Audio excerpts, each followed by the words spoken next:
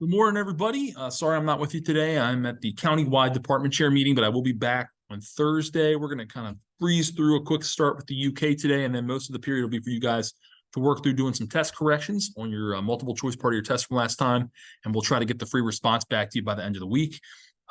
So today you should have with you the pink UK booklet, which you'll use with this video, your bubble sheet, which is not marked. It doesn't have a grade or anything on it. You'll see why in a second. I didn't write on it at all.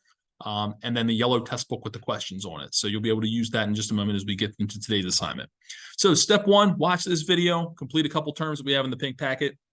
Step two, you see there on your screen, is to use the answer key, which is the next thing in the module, to go through your bubble sheet, mark any questions you missed, and please make sure that you write what the right letters should have been, so that you have that there to go to and reference really quickly. And then step three is to use the question book with the test correction sheet that is in the module to go through and complete each one that you got wrong. So to get the 8% test grade boost, you need to correct each one you got wrong. For some people, you did really, really well. You'll be done really quick. For other folks, it might take you a little bit of time, and that's why you have the time in class to do that, because the yellow test book cannot leave the classroom with you. It must be collected by the sub before you leave today. But that test book will be available. The corrections are not due for a week, so you can come in anytime before or after school to grab a yellow book and finish those corrections if you don't totally finish today. My recommendation is to do the column that says topic of the question and what the answer should have been while you have the yellow book in front of you, because everything else you can do from home. All right. So step four, finally with that, is to finish any assignments that you may be behind on right now. A lot of folks did not turn in the democracy versus authoritarian argument. We kind of paused that assignment last week. You can go back in there and do that. The Keynes versus neoliberal economics, you can turn that in. And then many people have not yet done their mental health check, which is due in a couple weeks. Let me add a letter D on there too. The take-home test, which is due in just a couple weeks, is another great thing you can work on if you finish your corrections early, if you didn't have much to correct and need something to kind of occupy your time and get caught up today. So that's the game plan. Let's go over to your pink packet and get started a little bit with some stuff that we need on the UK. And we'll double up some other stuff next time. So next class, we're going to have a double challenge. The 8A classes had a challenge yesterday, their first challenge. It included a map of the UK. So this might give you a little heads up of what to study in on. So the United Kingdom is the only one of the 6 units that we do this year where it's not a single country. The UK is made up technically of 4 different countries: Scotland, England, Wales, and Northern Ireland. Yes, there is a border there that separates the Northern from the Republic of Ireland. We'll talk more about that and why that's such a big deal later. There's been a lot of tension, a lot of separatist movements, terrorist attacks, and things of that nature over the last couple decades about that border, and Brexit's a big concern with it. But when we talk about the UK, we're actually, again, talking about a multi-nation state. There's multiple nationalities that live in the same government structure, which is a big challenge for them. It's a very, very diverse landscape. You go from the picture down here of London, which is one of the biggest urban hotbeds in the world, to go into places like Edinburgh and parts of Wales and Scotland that are much more rural, a lot more agricultural based, some crazy old medieval castles and stuff like that. Stonehenge, which is about 2 hours from London. So one of the biggest challenges the UK has is how to balance the needs of people who live in rural areas from people who live in urban areas. It's one of the biggest cleavages or divides that exists in the United Kingdom today, similar to us, right? I mean, in the United States, people that live in rural parts of Wyoming and North Dakota and Texas have very different needs than people who live in downtown Chicago, Baltimore, Philadelphia, and balancing the needs of all that is one of our biggest political challenges. So in your pink packet, I would start by going back to section 3, which is important people, important leaders, and filling in a little bit here about Rishi Sunak, who is the current Prime Minister of the UK. He is also the leader of the Conservative Party. And remember, in a parliamentary system, the majority party in Parliament picks the Prime Minister. So the Conservative Party is currently the majority party in the House of Commons. And about a year ago, they picked Rishi Sunak, who was formerly the Chancellor Exchequer. And you're going to want to go back or pause the video in a minute to go back to theme 2 and fill that word in. Chancellor Exchequer is Great Britain's version of the Treasury Secretary. So Sunak was kind of the financial leader of the country for a couple of years under former Prime Minister Boris Johnson. That was kind of his claim to fame. That's how he made a name for himself in a time where the UK, the global economy, is still struggling, right? Inflation and recession is not just unique to the US. COVID affected the world, and the UK is still feeling it too. So Sunak kind of ran on the platform of, I know finance, I can fix inflation, I can create jobs. And so that got him chosen by the Conservative Party to be their leader and thus the Prime Minister of the UK. A little bit of history there. He is the first British Asian to be elected to that spot, and he is the first Hindu in British history to be chosen to be Prime Minister of the UK.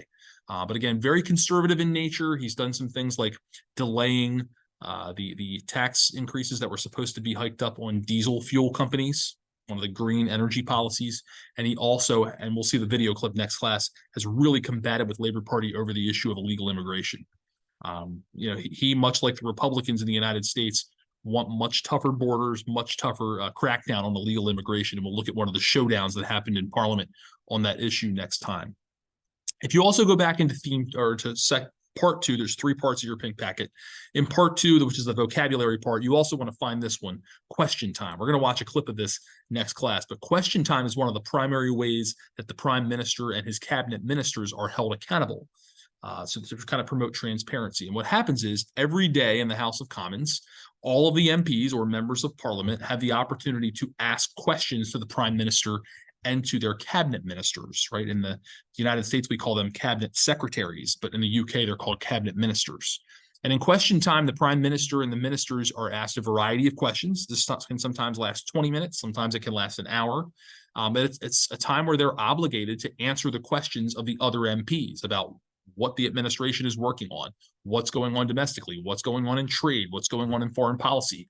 And they really get grilled. I'm going to show you a clip of this next time. Like the exchanges reminds you almost like a sporting event as members of Conservative and Labour and some of the other parties go back and forth during this event. So that's a key way that the Prime Minister is kept in check, is during the question time segment in the House of Commons. All right. Next class, when we get together, we're going to look at how major events, whether it's the Depression, World War II, the Margaret Thatcher's rise to becoming the first female prime minister, 9/11, how major events have shaped the political culture of Great Britain. So that's just kind of giving you a preview of what we do when I get back together next time. We'll have 2 challenges. So that's the deal for today. If you go into today's module next, your next step is to pull up the answer key, go through with your bubble sheet, mark the ones you got wrong and what the right answers should be. And then once you get in there, I'm going to go in and show you another look at that as well. In the assignment, you have this test correction form. So once you've gone through your bubble sheet, you've kind of checked off what you've missed. You're going to go in here to the correction form and briefly just kind of show you how this is going to work. For each question you got wrong, you're going to put the question number.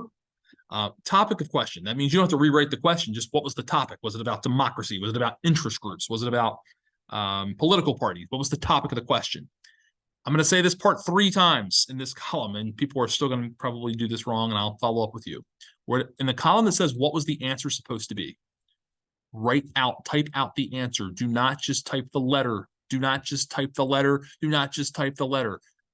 There's 3 times. If you just type C, B, that's not going to be helpful because you have to turn the yellow test book back in and you're not going to have it to look at in the future. So please, what was the answer supposed to be? This column is probably the most important column. Why do you believe you missed the question? Was there a word in the question that you misinterpreted? Were you out that day sick and you missed that lesson and forgot to go back and look at it? What was the reason? I was super tired. I only slept for 2 hours and I just bubbled one. I was running out of time. Please tell me, why do you think you missed it? Did you confuse pluralism with corporatism? Please don't write, I don't know. I can't give you credit for I don't know because I use all of your responses to help me craft the next time I teach this to make it a better experience for future students. So please don't just write, I don't know. And the last column, come up with a word trick. It could be a single word. Come up with a rhyme. Find a Google image and paste it in there. Something that's going to help you remember this concept better next time. You can't get that column wrong unless you just don't do it. Okay, so that's what you're doing. If you correct every question you got wrong, you get basically a letter grade improvement on your test score, an 8% boost. If you only do part of the ones you got wrong, you only get part of that percent. You don't get the full 8%. So go through, take your time today, try to figure out why you got stuff wrong. You can certainly ask questions to other people around you who may have gotten it right and might be able to help you. You can go on and Google if you're unsure. And certainly I'll be back tomorrow if you have questions for me too about certain things that you're just not sure why you got them wrong. Last thing, if you're not as familiar with Microsoft Word, if you got more than the 8 boxes they create wrong, when you get to the very last one, just hit the tab button on your keyboard and it will create more rows for you to go in and correct. So with that, that's the bottom line. If you get done your corrections early today, you can work on something to get caught up with. We'll get back together, Roxham UK next time. Appreciate you guys working with me on this, and have a great rest of your day. Headphones are up on the green roller cart if you need to borrow them, but by now, you probably should have taken care of that. Have a great day. Bye-bye, my friends.